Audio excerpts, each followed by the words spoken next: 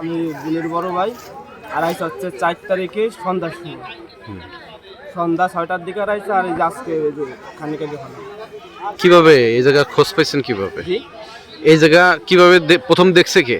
আমরা মনে করেন এই জায়গাতে যে 2 দিন আড়াইছে 2 দিন ধরে খরচ করতেছি, তালাশ করতেছে। পরে আমার ছোট ভাইরা আছে, এরা এগিয়ে বলছে, এরা মনে করেন তালাশ করতে পারা হয়েছে। এক পার্টি বার হয়েছে তো ওই দিক দিয়ে, আর এক পার্টি এই দিক দিয়ে রয়েছে। পরে মনে করেন এই জায়গায় এসে আসার পর তারপর পরে কিছু পাইছে। তারপর আমাকে মোবাইল হারিয়ে গেছে একজন, তারপরে আরেকজন কাছে কি তুই তারপর এই জায়গায় পাইছে। যে এমনি কোনো শত্রুতা কিভাবে মানে এটা? ওই যে মনে করেন যে ছেলেটা নেছে না, রাজীব নাম, ওই ছেলেটা মনে করেন আমার বোনকে কয়দিন মনে করেন ও যেই জায়গায় যায় সেই জায়গায় নিয়ে যায়।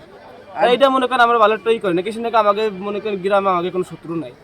আর ডেলি ডেলি বার্তা নেই, সকাল বিকেলে তোর গুণ করে হ্যাঁ, গুণ করে। এক মাস ধরে আমি বার্তা নেই ডেলি। আর ভোরবেলা সে আমার বোন তার বয়স কত? হ্যাঁ? তার বয়স কত?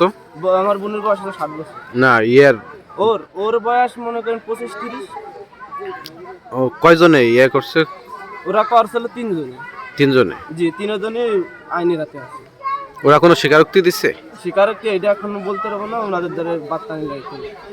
তাহলে এই যে আপনাদের মানে পারিবারিক ভাবে ওর আগেই নজরদারিতে নজরদারিতে তারপরেও স্বীকারোক্তি দেশে কোন ঠুক মনে করেন আমরা এই জায়গা থেকে বলছিলাম, আমার কাকা বলছিল, পরে স্বীকার দেয় না। তারপরেও স্বীকারোক্তি কি দিয়েছে, কানেরটা আমি নিচ্ছি, চিন্তার দেয় এইটুক বলছে। কিন্তু পরে বলছে যে আমার চিন্তা কোন জায়গা, কিন্তু চিন্তার কথা বলিনি। আমার বোনের নাম আসছিল চিন্তিয়া। এই যে মারা গেছে থেকে স্বর্ণ নেছে বুঝছেন, নেওয়ার পর ও হয়তো ভয় পয়সা যদি বাড়ি যে বলে দেয়, এই জন্য মনে করেন ওটা মাইটি ফেলাইছে, যাতে ওইটা বলতে না পারে। আসামিদের ফাঁসি চাই।